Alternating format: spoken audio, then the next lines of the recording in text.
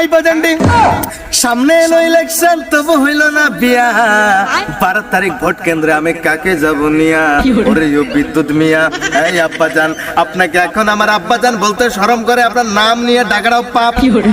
আপনি আমার কেমন বাপ আই বাজান আপনি এরকম করে দেখবেন না আপনি সবই বুঝেন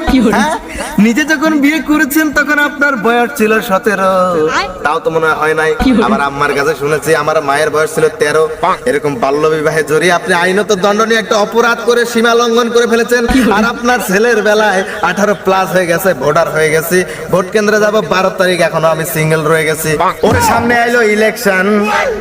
তবু হইল না আবার বিয়া টং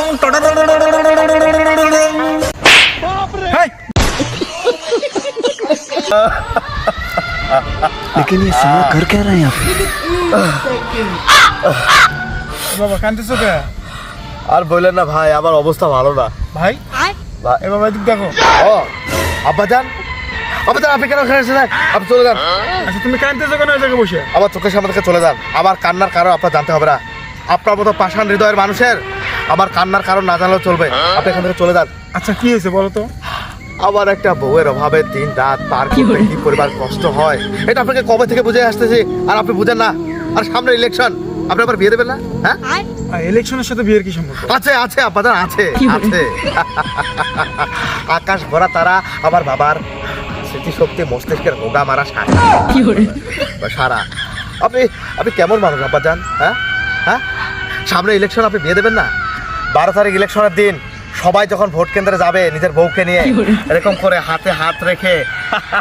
রাস্তা দিয়ে হেঁটে যাবে নতুন শাড়ি পাঞ্জাবি পরে আর আমি আবার মতো সিঙ্গেল বিছানায় শুয়ে পড়ে থাকবে এত বড় বিছানা করে দিচ্ছেন কিন্তু আমাকে একটা বউ দেওয়ার সামর্থ্য আপনার হয়নি আচ্ছা বাবা চলো তো আমি মানুষ না কাপুরুষ অমানুষ চলো বাড়ি যাই কথা বলি তোমার সাথে। আর বাড়ি যাবো না আর ওই বাড়ি থেকে কি হবে বড় একটা খাট ওই খাটের মধ্যে এত বড় স্পেস আমি কাকে নিয়ে শুবো আমি কাকে নিয়ে ইয়ে করবো মানে ঘুমাবো আমি ওই বাড়িতে যাবো না আর আমি ভোট কেন্দ্র যাবো না 12 তারিখ দেখবেন আপনার এই সন্তান আপনাকে ফাঁকি দিয়ে আল্লাহটাকে সারা দিয়ে আপনার মানে চলে গেছে কোনো এক জায়গায় আব্বাজান আই বাজান্ডি সামনে এলো ইলেকশন তবু হইল না বিয়া 12 তারিখ ভোট কেন্দ্রে আমি কাকে যাব নিয়া ওরে ইউ বিদ্যুৎ মিয়া এই আব্বাজান আপনাকে এখন আমার আব্বাজান বলতে শরম করে আপনার নাম নিয়ে ডাকাটাও পাপ আপনি আমার কেমন বাপ আপনি সবই বুঝেন নিজে যখন বিয়ে করেছেন তখন আপনার বয়স ছিল 17 তাও তো মনে হয় নাই আমার আম্মার কাছে শুনেছি আমার মায়ের বয়স ছিল 13 এরকম বাল্য বিবাহে জড়িয়ে আপনি আইনত দণ্ডনীয় একটা অপরাধ করে সীমা লঙ্ঘন করে ফেলেছেন আর আপনার ছেলের বেলায় 18 প্লাস হয়ে গেছে ভোটার হয়ে গেছি ভোট কেন্দ্রে যাব 12 তারিখ এখনো আমি সিঙ্গেল রয়ে গেছি বাবা নির্বাচনের পরে তোমাকে বিয়ে করাবো। নির্বাচনের পর বিয়ে করে কি হবে রে আব্বা আমার তো এখন ভ্যালু নাই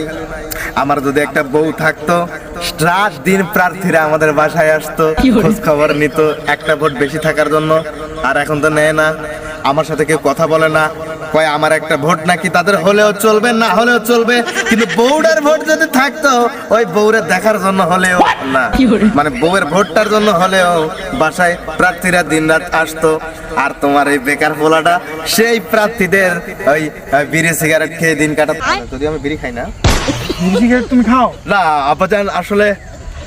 আব্বাজান আমি নষ্ট হয়ে গেছি আরে আব্বাজান কেন খাবো না এরকম একটা সিঙ্গেল ছেলের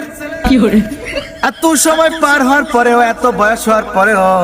একটা বিয়ে দেননি আপনি সেই ডিপ্রেশন থেকে হলেও তো দিনে 1 প্যাকেট বিড়ি আমার লাগেই 1 প্যাকেট বিড়ি লাগে মানে 1 প্যাকেট বিড়ি লাগে প্রতিদিন তুমি রোজগার করো প্রতিদিন কত টাকা যার কামাই নাই তার সাথে আল্লাহ আছে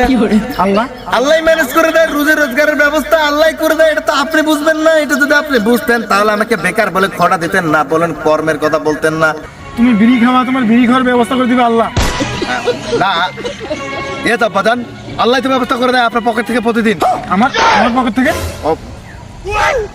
এই জন্য থেকে প্রতিদিন সকালবেলা আমার পকেট খালি দেখেন আপাতত ভোট চাইতে আসছে লোকজন